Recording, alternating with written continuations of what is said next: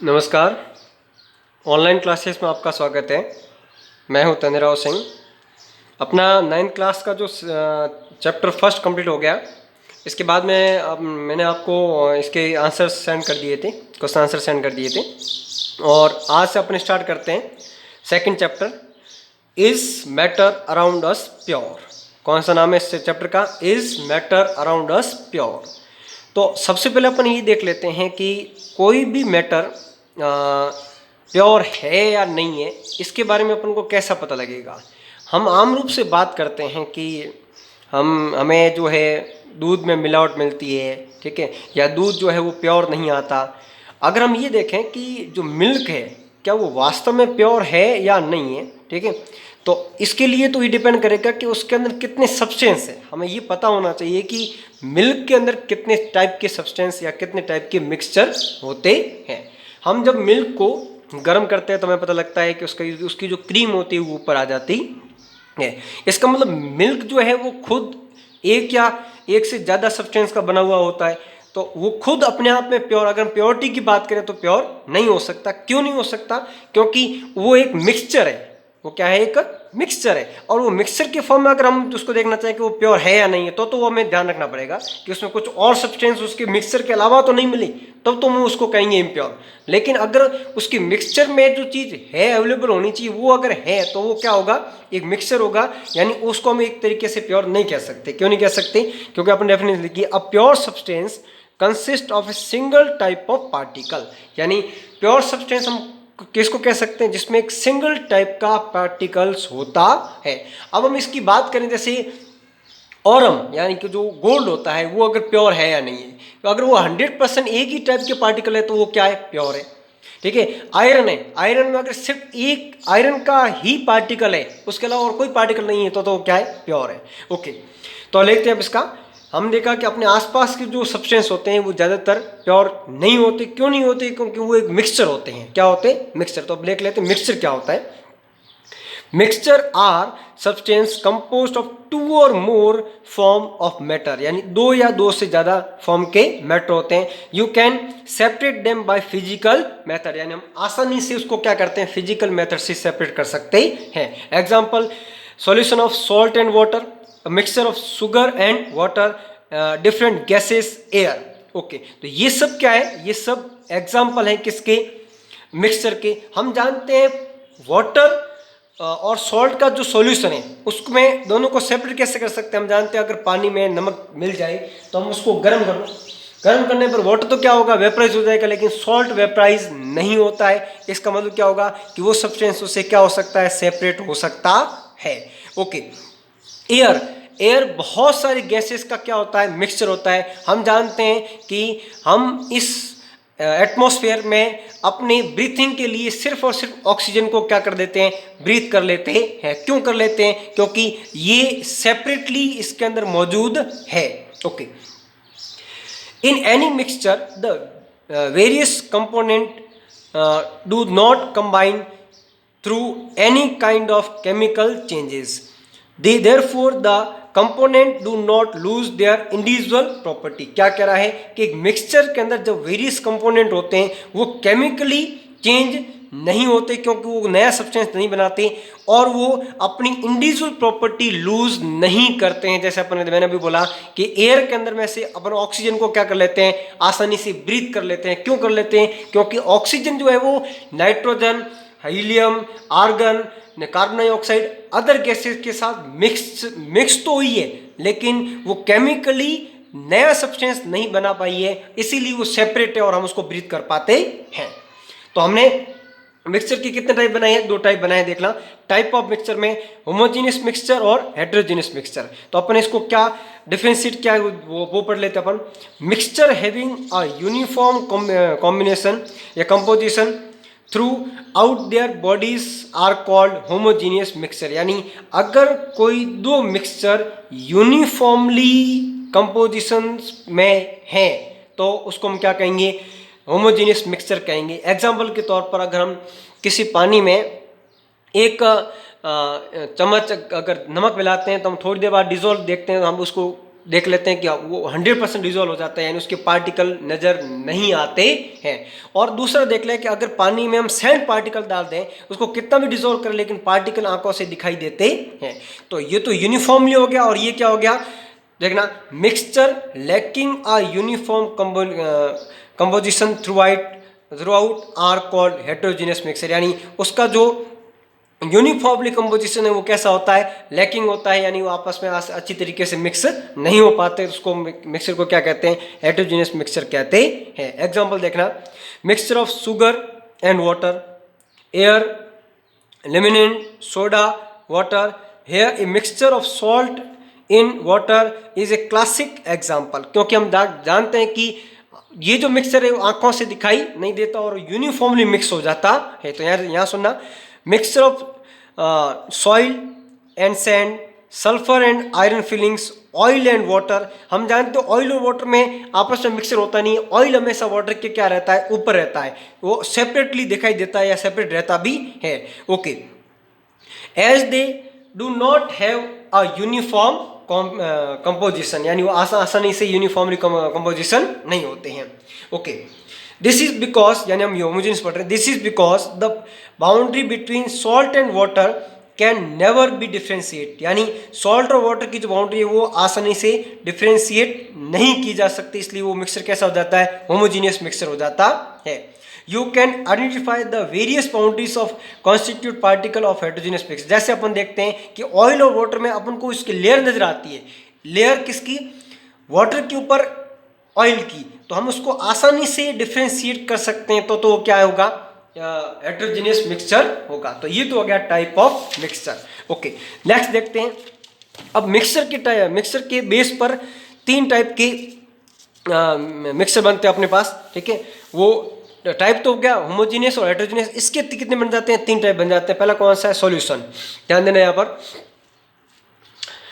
A solution is A homogeneous mixture of 2 or more substance. कैसा mixture होता है, homogeneous mixture होता है 2 और मोर सब्सटेंस का। A solution has a solvent and a solute. यहाँ सुनना कि सॉल्यूशन के 2 पार्ट होते हैं, एक तो होता है सॉल्वेंट और दूसरा कौन सा होता है, सॉल्यूट होता है, उसके कंपोनेंट के पार्ट होते हैं।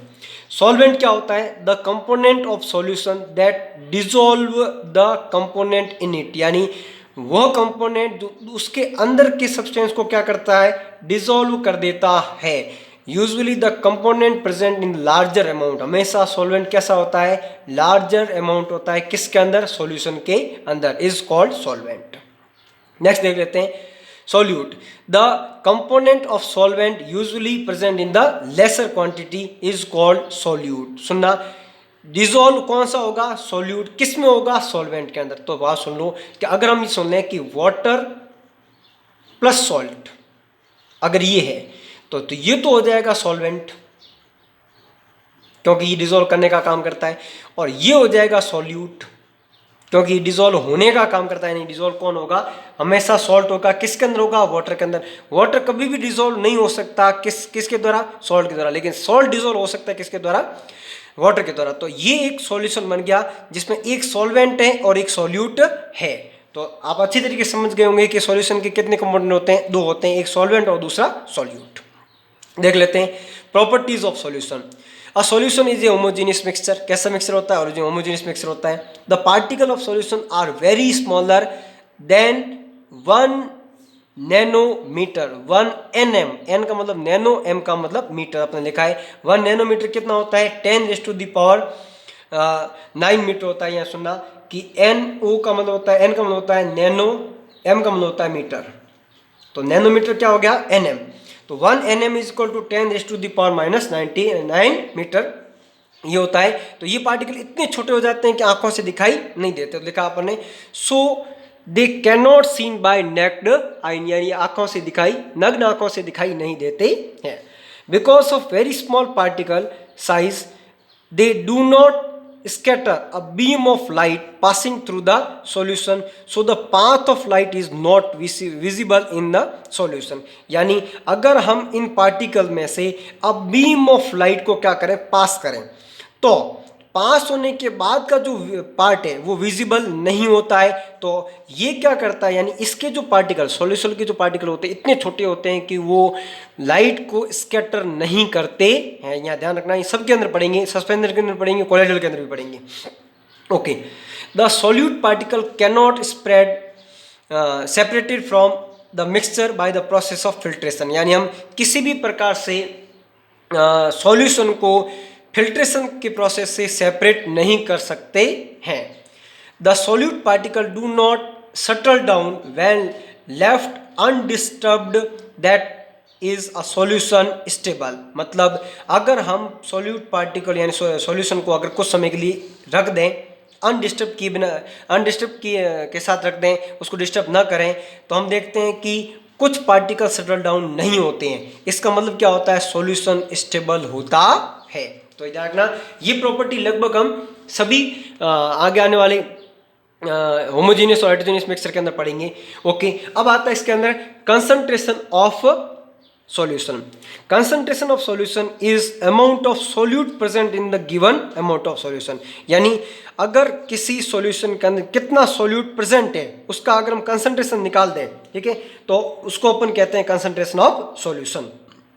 The concentration of a solution can be determined by the following two ways. देखो, एक निकाल सकते हैं मास बाय मास परसेंटेज, दूसरा निकाल सकते हैं मास बाय वॉल्यूम परसेंटेज। तो सुनना, मास बाय मास परसेंटेज का फॉर्मूला क्या होगा, mass upon solute upon mass of solution into 100, और मास ऑफ वॉल्यूम के लिए क्या निकालना पड़ेगा, mass of solute upon mass of solution into 100। अगर हम क्या निकालना चाहें, कंसंट्रेशन ऑफ सॉल्यूशन निकालना चाहें तो। ओके, ये तो हो गया सॉल्यूशन कंप्लीट। अब आ जाते हैं अपन सस्पेंशन पर। किस पर, सस्पेंशन पर। तो ध्यान देना यहाँ पर, suspension is a heterogeneous mixture in which the solute particle do not dissolve but remain suspended throughout a bulk of the medium। यानी solute particle क्या होते हैं, उसके अंदर मिक्सचअप नहीं होते हैं और वो सस्पेंडेड यानी आसानी से दिखाई भी देते हैं, आसानी से अलग रहते हैं। ओके, प्रॉपर्टीज ऑफ सस्पेंशन देख लेते हैं। Suspension is a heterogeneous mixture, ये अपन पहले पढ़ लिया वहां पर। The particle of suspension can be seen by naked eye, यानी इतने बड़े होते हैं कि आंखों से दिखाई दे जाते हैं। The particle of suspension scatter a beam of light passing through it makes its path visible, यानी इतने बड़े होते हैं कि उसके बीच में से अगर कोई लाइट पास हो रही है तो उसको वो क्या करते हैं, स्कैटर करते हैं, उसका वो पाथ क्या कर देते हैं, विजिबल करवा देते हैं। The solute particle settle down when the suspension is left undisturbed, that is suspension is unstable। यानी अगर हम सस्पेंशन पार्टिकल सॉल्यूशन को क्या करें, अनडिस्टर्ब्ड रखें, तो उसके अंदर जो सॉल्यूट होता है वो क्या हो जाता है, सेटल डाउन हो जाता है। तो सस्पेंशन कैसा होता है, अनस्टेबल होता है। तो सुनना, सॉल्यूशन कैसा था, सॉल्यूशन था स्टेबल, क्योंकि इसके सॉल्यूट सेटल डाउन नहीं हो रहे थे। लेकिन सस्पेंशन कैसा होता है, अनस्टेबल होता है, क्योंकि इसके सॉल्यूट क्या हो जाते हैं, सटल डाउन हो जाते हैं जब हम उसको क्या करते हैं, अनडिस्टर्ब्ड रखते हैं। They can be separated by the from mixture by the process of filtration. हम सस्पेंशन में से सॉल्यूट को क्या कर सकते हैं, आसानी से फिल्ट्रेशन से सेपरेट कर सकते हैं। ओके, अब आता है थर्ड, जिसको अपन कहते हैं कोलाइडल। क्या कहते हैं, कोलाइडल।